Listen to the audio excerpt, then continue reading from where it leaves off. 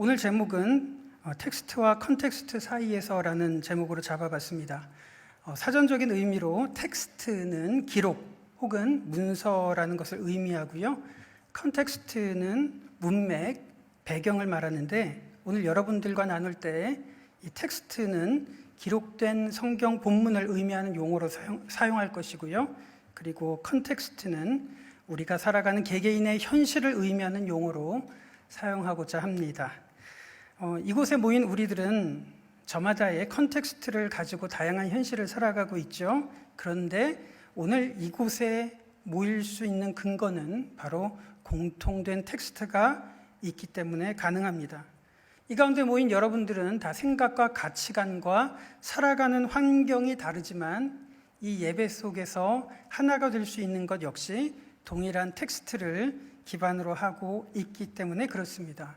그래서 오늘 제목을 텍스트와 컨텍스트 사이에서라고 잡은 이유는 오늘의 동일한 텍스트가 저 문을 나설 때 여러분들이 살아가는 컨텍스트에 아주 중요한 지침이 되고 의미 있게 다가가시는 마음으로 제목을 그렇게 잡아봤습니다. 그래서 오늘 말씀을 나누는 세 단계는 첫 번째로 먼저 텍스트로부터 그 의미를 이해하고요. 두 번째로 우리의 컨텍스트로 한번 들어가 본 후에 그리고 마지막으로 다시 텍스트로 들어가는 순서로 잡아봤습니다. 그렇다면 먼저 텍스트로 들어가서 그 내용을 한번 같이 살펴보도록 하겠습니다. 오늘 본문에는 한 장면이 소개가 됩니다. 예수님께서 지나가시는데 한 사람이 세관에 앉아 있고 예수님께서 그를 부르시는 장면이 나옵니다. 꽤 익숙한 장면이죠. 이 구절을 보시면 예수님께서 어떤 한 사람을 부르셨다고 하는 단순한 사실을 설명하는 서술일까요? 아니면 이 본문을 기록하고 있는 저자가 어떠한 의도와 목적을 표현하기 위한 암시일까요? 이것을 이 텍스트에서 이 저자의 의도를 구별해낼 수 있다는 것은 곧 우리의 컨텍스트 속에 아주 중요한 지침과 기준이 되기 때문에 오늘 본문에 더 집중을 해야 된다고 생각을 합니다. 한번 본문을 보시면요, 알페오라는 인물이 언급되어 있습니다. 그리고 그 아들 레위가 등장하는데 청년 여러분들은 특별히 사고가 틀에 박혀 있지 않고 상상력이 풍부하시기 때문에 이 본문을 어떤 머릿속을 한번 그림으로 그려서 이해를 해보시면 더 큰 확신을 가지실 수가 있을 겁니다. 설교자의 틀에 박힌 도식이 아니라 여러분들께서 적극적이고 능동적으로 본문을 관찰을 해보신다면 본문의 진의라는 아주 좋은 보화를 얻고 가실 수가 있을 겁니다. 본문을 기록하고 있는 저자 마가는 이 구절에서 사람들의 이름을 이렇게 열거를 하고 있는데 여러분들 한번 생각해 보시면 이름이라고 하는 것은 어느 누구도 그것을 선택해서 태어나는 사람은 없습니다. 마찬가지로 성경에서 이름이 언급이 될 때 그 사람의 운명과 미래를 암시하는 수단으로서 이름이 사용이 됩니다. 여러분들께서도 아실지는 모르겠지만 제 이름이 박양규입니다. 제가 중학교 2학년 때 목회 길을 가겠다고 결심을 했을 때 저희 아버지가 저를 불러서 제 이름을 한자로 이렇게 의미를 설명해 주셨습니다. 양양자의 별규자, 양이 별빛을 보고 따라가듯이 평생 하나님의 말씀을 쫓는 사람이 되라라는 그런 의미로 제 이름을 이렇게 지어주셨다고 합니다. 중학교 2학년 때요. 그리고 시간이 흘러서 제 아이가 중학교 2학년이 되었던 시절이 있었습니다. 아이와 함께 대형마트에서 푸드코트에서 밥을 먹는데 이때 저희 아이는 중학교 2학년 아시지 않습니까? 하루에 딱 3단어만 쓰는 아이입니다. 네, 아니요, 좋았어요. 이 딱 3마디만 쓰는 아이였습니다. 네, 그렇게 푸드코트에서 메뉴를 이렇게 결정하고 제가 계산을 하고 영수증을 아이에게 줬습니다. 왜냐하면 자기 번호가 뜨면 그 음식을 찾아오라는 의미인데 그 말수가 없던 중학교 2학년 아이가 영수증에 적힌 제 이름을 보고 빵 터지면서 말문이 트이기 시작을 한 거예요. 아빠 이름이 박규야? 박규? 예, 이렇게 중간에 땡 돼 있어가지고요. 예, 박땡규 이렇게 써 있습니다. 그래서 아이가 막 혼자 상상의 나래를 펴는 겁니다. 아빠 외국에서 나가서 아빠 이름 말하면 큰일 나겠다. 외국 경찰이 What's your name? 하면은 My name is 박규, what? 박규 이러면 외국 경찰이 총 쏠지도 몰라. 막 이러면서 중학교 2학년 아이가 그렇게 말문이 터지는 것을 보게 된 겁니다. 그때 제가 가지고 있었던 제 이름에 대한 자존감이 허물어졌던 적이 있습니다. 제가 그 이름을 선택한 건 아니잖아요. 어쨌든 우리들 중에 누구든지 자신의 이름을 선택해서 태어난 사람은 없을 겁니다. 성경에서도 마찬가지고요. 이름을 표기하는 것이 서술이라기보다 문학으로 나가면 더 그렇습니다. 작가의 의도가 반영이 된 그런 수단으로 암시로 사용되는 장치인데요. 여러분들께서 학창 시절에 읽어보셨을 황순원의 소나기라는 소설 있지 않습니까? 어느 날 시골 마을에 서울에서 한 소녀가 전학을 왔습니다. 소녀는 소녀를 좋아했고 두 아이는 소나기를 맞았습니다. 그리고 병약한 소녀는 세상을 뜨고 말았다고 하는 아주 아름다운 이야기 한번 읽어보셨을 줄 아는데요. 이 소녀의 죽음을 암시하는 복선으로 여러분들께서 배우셨을 겁니다. 복선으로 무엇이 등장을 합니까? 보랏빛. 맥락도 없이 소녀가 나는 보랏빛이 좋아라고 하는 구절이 나옵니다. 그런데 제가 중학교 때 선생님한테 배웠을 때는 보랏빛이 복선이 아니라고 하시는 선생님한테 배웠습니다. 보랏빛은 아주 패션 감각이 뛰어난 사람들에게 어울리는 그런 색깔이기 때문에 보랏빛은 절대로 복선이 될 수 없대요. 그러면서 하시는 복선이 뭐냐면 여러분들 이 소녀의 성씨가 뭔지 아십니까? 소설 앞부분에 보시면 서울에서 윤초 씨의 손녀딸로 소녀가 전학을 오게 됐습니다. 이 소녀의 성씨가 윤 씨라고 기록이 되어 있습니다. 그러면서 우리 선생님께서 말씀하시는 게 윤 씨기 때문에 소녀가 죽은 거랍니다. 그 얘기를 듣다가 제가 한번 생각을 해봤는데 제가 박 씨잖아요. 만약에 이 소녀의 성씨가 박 씨였으면 안 죽을 것 같은 그런 느낌이 드는 겁니다. 우리들마다 왜 성씨가 가지고 있는 뉘앙스가 있지 않습니까? 그래서 어떤 성씨는 소나기에 맞아도 죽을 것 같은 성씨가 있는 반면에 어떤 성씨는 폭풍우가 불어도 안 죽을 것 같은 성씨도 있습니다. 이런 작은 뉘앙스가 우리들 컨텍스트에 있게 마련인데 이게 번역이 된다면 이 뉘앙스가 살겠습니까? 마찬가지로 외국에서 있는 이런 뉘앙스들을 우리들이 어떻게 이해를 할 수 있겠습니까? 그래서 오늘 본문도 마찬가지로 이 본문을 이해하기 위해서 우리 자신을 본문 속으로 밀어넣는 작업들이 굉장히 필요하리라고 생각을 합니다.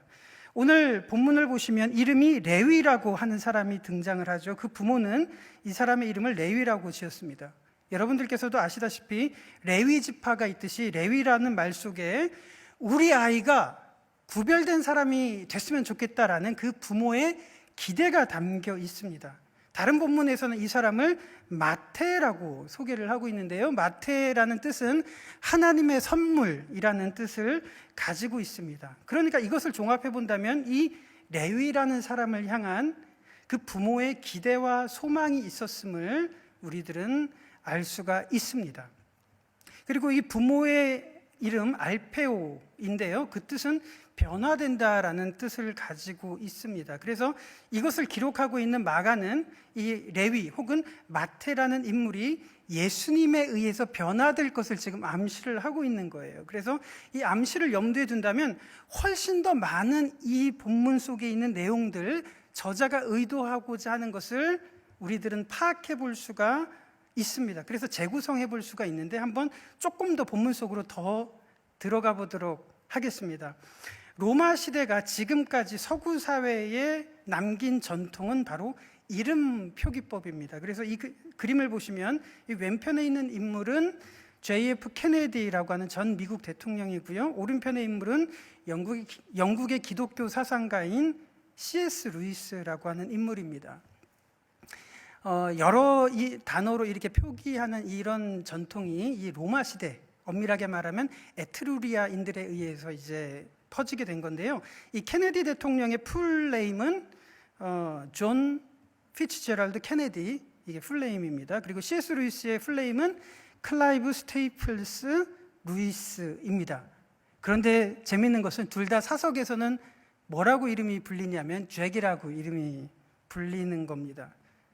자, 이런 전통들이 있는데요. 케네디 대통령을 언급을 할 때 존이라고 할 수도 있고 피츠제럴드라고 할 수도 있고 케네디라고 할 수도 있는데, 제가 만약에 피츠제럴드라는 단어를 선택을 해서 쓴다면 분명히 그건 어떤 의도가 있겠죠. 위대한 개츠비의 저자 스콧 피츠제럴드가 이제 요 인물이기 때문에 요 이름이기 때문에 그렇습니다. 그러니까 여러 단어를 가지고 있는, 여러 이름을 가지고 있는 이 전통 속에서 한 단어를 선택한다는 것은 어떠한 암시를 드러내는 수단이 되기 때문입니다. 한번 이 부분에 대해서 조금 더 살펴보신다면요, 누가라는 사람이 기록한 두 구절을 한번 보시면 사도행전 10장 1절과 누가복음 7장 2절을 한번 비교해서 여러분들에게 보여드리도록 하겠습니다. 제가 한번 읽어볼게요. 가이사랴에 고넬료라는 사람이 있으니 이탈리아 부대라 하는 군대의 백부장이라 라는 구절이 있는데, 이것은 단순한 정보를 서술하는 내용이 아니라 분명한 누가의 암시가 담겨 있는 것입니다. 적어도 이름이 3-4개가 되는 이 현실 속에서 왜 하필이면 누가는 고넬료라고 하는 이 이름을 선택을 해서 기록한 것일까요? 이 로마가 유대를 지배할 때 속주였던 유대를 지배하는 이 사회 속에서 로마가 건설한 도시가 바로 가이사랴라고 하는 새로운 도시입니다.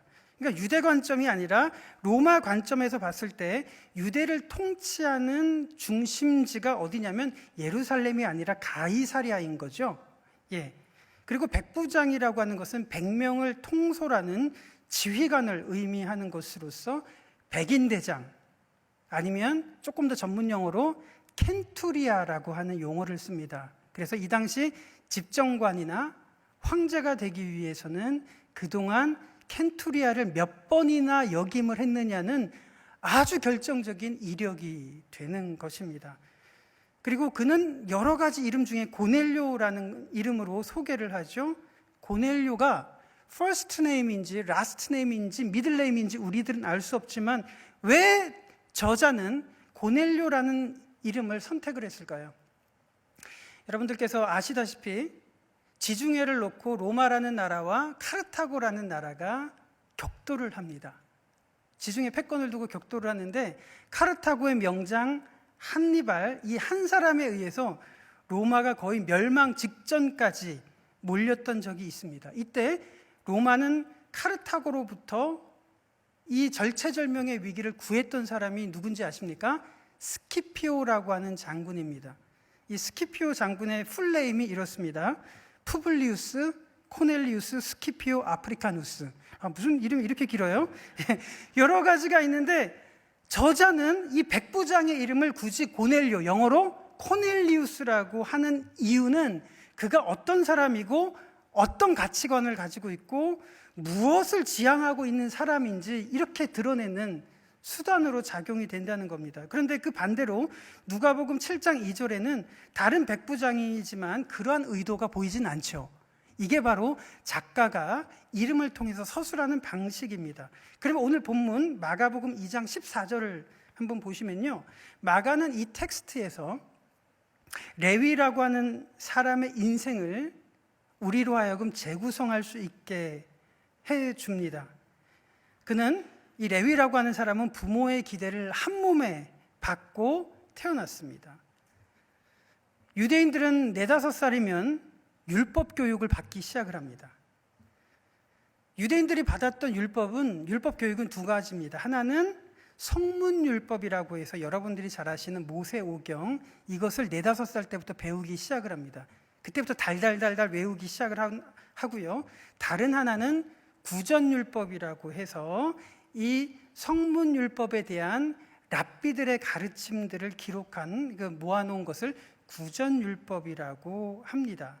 그래서 왜 유대인들이 이런 교육을 받았냐면, 하나님을 가장 기쁘시게 하는 것이 무엇이냐면 율법이 삶 속에서 구체적으로 어떻게 적용이 되는가, 이것을 아는 것을 하나님께 드리는 가장 거룩한 예배라고 유대인들이 생각을 했기 때문에 그렇습니다.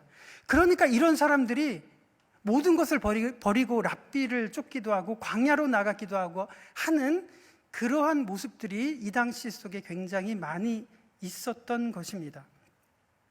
그래서 예를 들자면 성문율법이라고 하는 것은 안식일을 기억하여 거룩하게 지키라라는 이 문구겠죠. 구전율법은 뭘까요?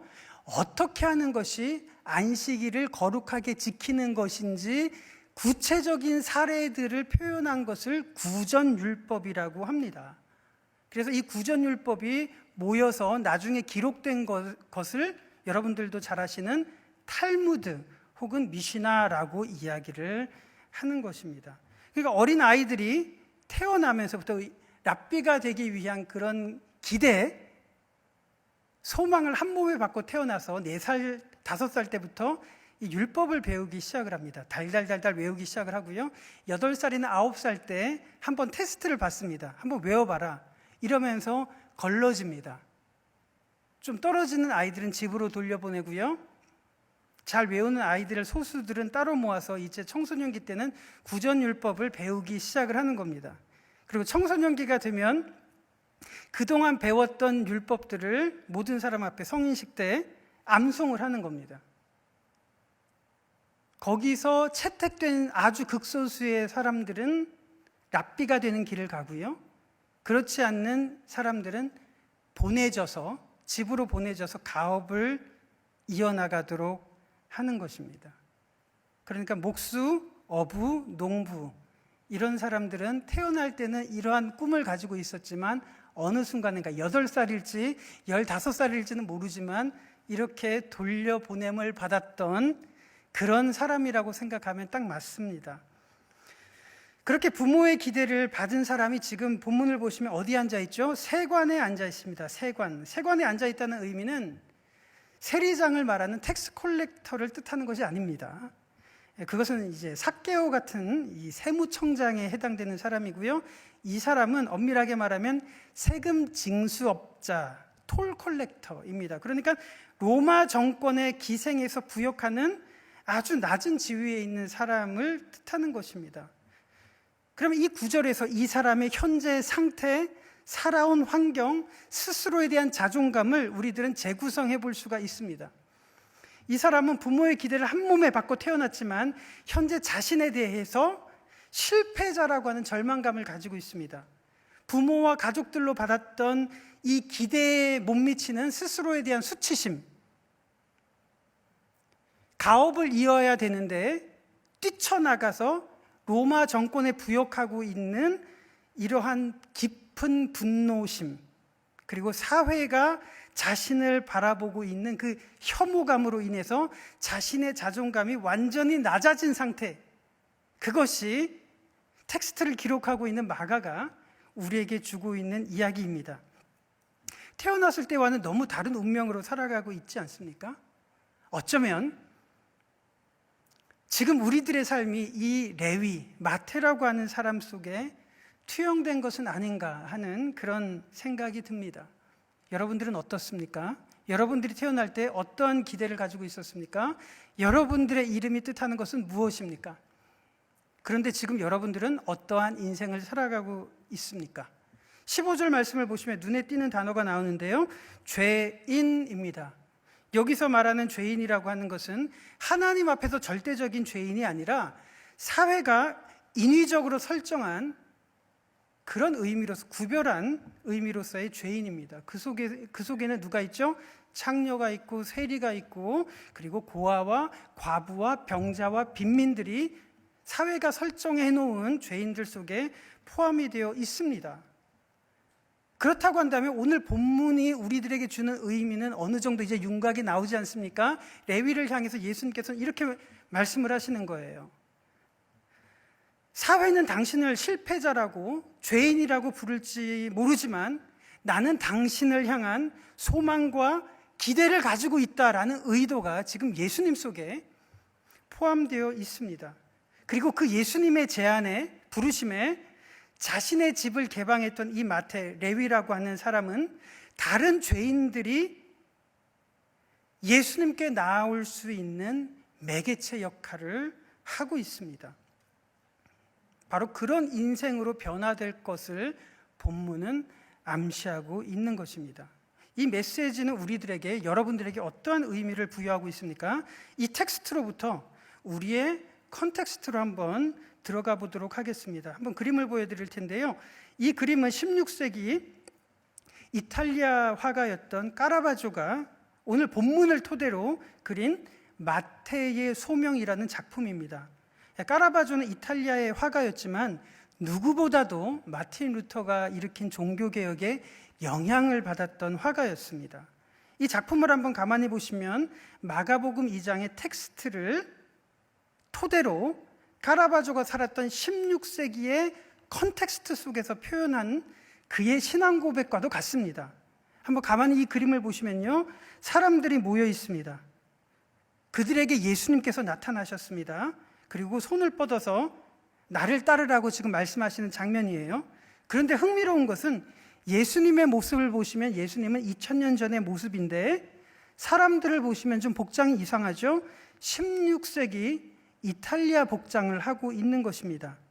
이들은 세관에 앉아 있는 것이 아니라 어디에 앉아 있냐면 도박장에 앉아 있는 겁니다. 예수님께서 마태를 부르셨을 때 마태는 정말 제가 맞습니까? 라는 표정으로 지금 되묻고 있는 거예요. 그리고 그 옆에는 도박판에서 돈에 집착하는 사람, 그리고 돈을 잃고 절망하는 사람들이 있습니다. 그가 이런 그림을 그린 의미가 무엇일까요? 여러분들에게 이 그림을 소개하는 이유가 무엇인지를 아십니까? 그냥 이런 그림이 있다는 정보를 여러분들에게 드리려고 하는 것이 아니라 컨텍스트와 텍스트 사이에 서 있는 여러분들에게 굉장히 중요한 결단이 될 수 있는 그림이기 때문에 그렇습니다.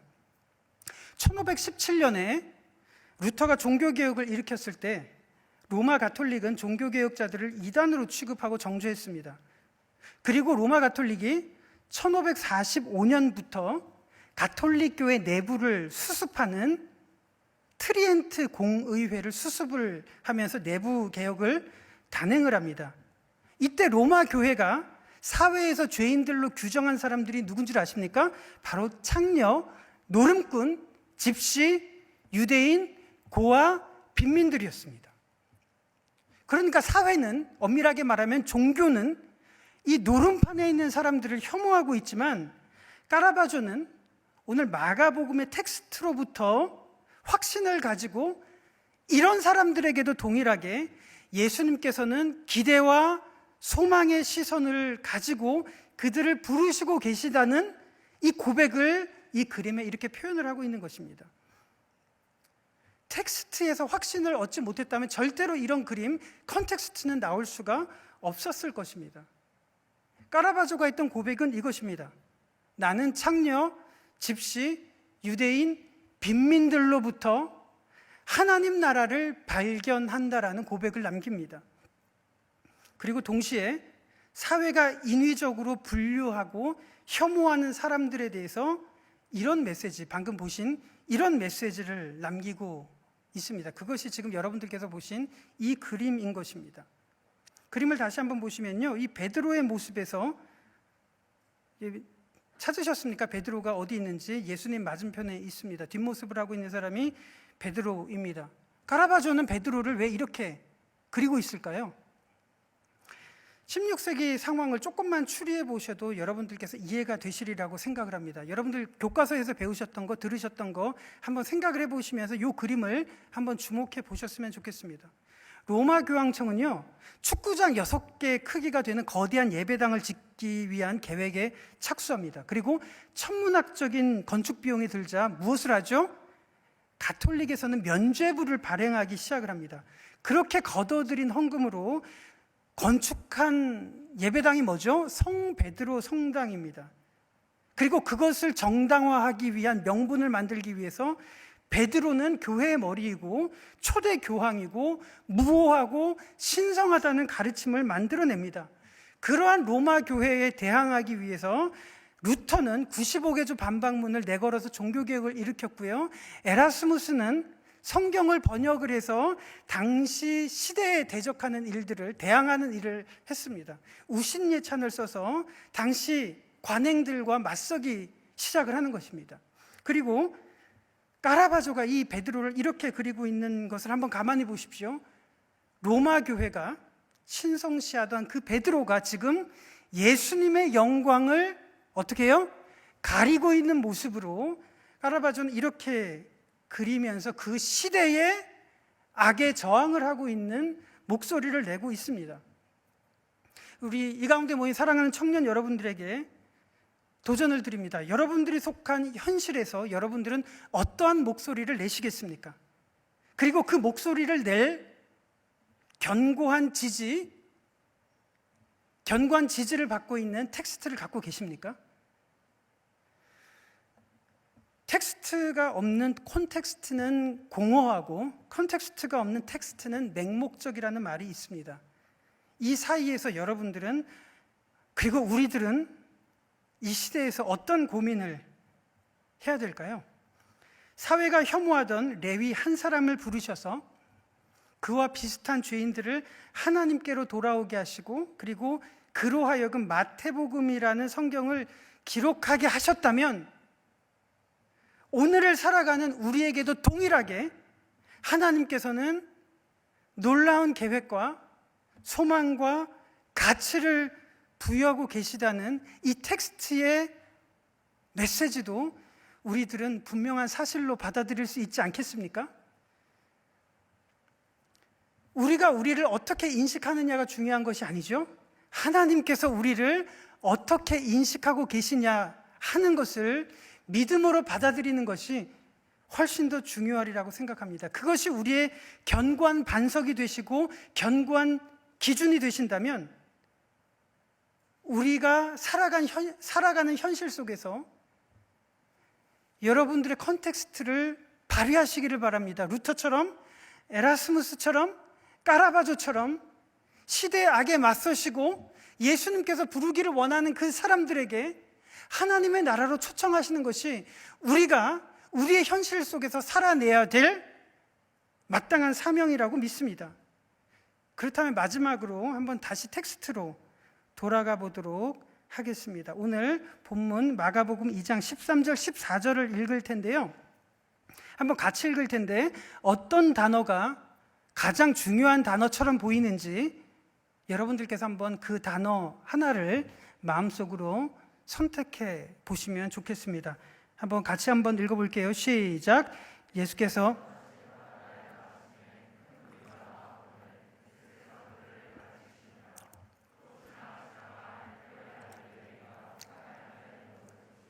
그에게 이르시되 나를 따르라 하시니 일어나 따르니라. 이 구절에서 가장 중요한 단어가 여러분들은 뭐라고 생각하십니까? 저는 주저없이 또라는 단어를 선택을 하겠습니다. 왜냐하면 저자 마가는 이 또라는 단어를 사용하면서 어떤 의도로 이것을 사용하고 있는 것일까요? 여러분들 또의 수긍이 되시고 동의가 되신다면 정말 잘 경청하신 거라고 생각을 합니다. 자, 13절에서 예수님께서는 큰 무리를 가르치셨습니다. 반면 14절에서는 단 한 사람, 레위를 부르셨죠. 13절에 큰 무리는 아주 많은 사람들을 뜻하지만 14절에 단 한 사람, 이 사람은 누구죠? 사회로부터 혐오를 받고 죄인이라고 취급을 받는 그 사람, 심지어 부모의 기대도 충족시키지 못하는 실패자였던 그 사람입니다. 그런데 또라는 단어가 이 텍스트에서 의도하는 것이 무엇일까요? 느껴지시죠? 엄청나게 많은 사람들도 예수님께서는 그렇게 가치를 가지고 보고 계시지만 이 한 사람 역시 많은 사람들을 대할 때와 동일한 시선과 가치와 기대와 소망을 가지고 예수님께서는 찾아오셨다는 것을 드러내기 위해서 마가는 이런 기록을 남기고 있는 것입니다. 그렇다면 예수님께서 많고 많은 사람들을 찾아가시고 부르시는 것도 맞지만 이 가운데 앉아있는 우리 한 사람에게도 예수님께서 찾아와 주셔서 기대와 소망과 가치를 가지고 계시다는 이 본문의 말씀이 여러분들 믿어지십니까? 그것이 우리가 반응하는 우리의 믿음이라고 생각을 하고요, 그것이 우리의 현실에서 표현해야 되는 하나님 나라의 본질, 하나님 나라의 핵심이라고 저는 믿습니다. 말씀을 정리하고자 합니다. 까라바조가 마태의 소명이라는 그림을 그렸을 때 이런 생각을 했다고 해요. 예수님께서 마태를 처음 부르셨을 때 마태는 자기가 순교를 당하고 힘겨운 인생을 살 것이라는 것을 알았어도 예수님의 부르심에 응했을까라고 생각을 이렇게 해봤다고 합니다. 마태는 실제로 이제 복음서를 기록하다가 끔찍하게 순교를 당했습니다. 평생 박해를 받으면서도 우리가 알고 있는 마태복음 그 성경을 기록합니다. 까라바조는 그런 마태를 생각하면서 이런 그림을 그리는데요. 마태의 영감이라는 그림을 그립니다. 이 그림은 당시 로마 교회로부터 혹독한 비평을 받았던 그림입니다. 그 이유는 마태의 이 그림을 한번 가만히 보시면요, 이 천사가 등장하는 것은 마태가 이제 성경을 기록할 때 하나님의 영감을 상징하기 위해서 천사가 이렇게 등장을 하는데, 마태의 발가락을 보시면 너무도 사실적으로 때가 낀 모습으로 까라바조는 이렇게 묘사를 하고 있는 거예요. 그러니까 로마 교회가 왜 혹평을 했을까요? 이 베드로는 교회의 머리고 초대 교황이고 흠이 없어야 하고 신성해야 하는 그런 인물인데, 성인인데 발에다가 이렇게 때가 낀 모습으로 그렸기 때문에 불경하다고 이렇게 단죄를 해버리는 겁니다. 근데 까라바조는 어떠한 마음으로 이 그림을 그렸는 줄 아십니까? 그의 고백은 이것입니다. 예수님께서 우리를 부르시는 현실은 꽃길만 걷는 삶이 아니라 발을 이 땅에 디디고 있는 동안에 당하게 될 수많은 어려움, 고난들이 있지만 이 순간에도 우리와 함께 하셔서 하나님께서는 우리를 향한 그분의 계획을 이루어 가고 계시다는 그 믿음과 고백을 이렇게 표현을 하고 있는 것입니다. 우리 사랑하는 청년 여러분들에게 이 텍스트와 컨텍스트가 도전이 됐으면 좋겠습니다. 우리의 삶이 마치 발에 때가 낀 것처럼 고난의 길을 걷는 연속이죠. 그런데 우리 삶이 꽃길이 아닌 이유는 우리의 소망이 아니라 우리를 향한 하나님의 소망이기 때문에 그렇습니다. 그 삶에서 하나님께서는 우리를 하나님의 나라를 위해서 지금 빚어가고 계시고 그 계획을 이루어가고 계시다는 이 사실, 바로 오늘 텍스트를 통해서 우리의 컨텍스트를 만들어 가시는 하나님의 계획이라고 믿습니다. 이 믿음이 여러분들에게도 공감이 되신다면 끝으로 이 찬송을 한번 같이 부르고 기도하기를 원하는데요.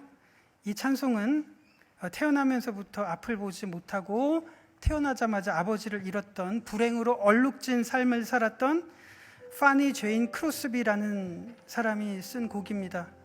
평생 좌절스러운 삶을 살았지만 그녀는 말씀, 텍스트를 의지해서 많은 찬송시를 남깁니다. 그가 남겼던 시들은 부흥운동에 아주 많은 찬송가들로 활용이 됐는데요. 이분 크로스비 여사가 남긴 찬송가 중에 여러분들도 아시는 예수를 나의 구주 삼고 나의 갈 길 다 가도록 예수 인도하시니 나의 영원하신 기여, 이런 부르의 찬송가를 남기셨습니다. 그리고 오늘 부르실 이 찬송도 남기셨는데요. 우리의 현실 속에서 메마른 땅을 종일 걸어가는 그런 인생처럼 보이지만 우리들이 결코 피곤치 않고 낙심치 않고 좌절하지 않는 이유는 바로 하나님께서 우리와 함께 계시고 우리를 향한 소망을 만들어가고 계시다는 이 믿음으로 우리들이 이 찬송을 같이 불렀으면 좋겠습니다.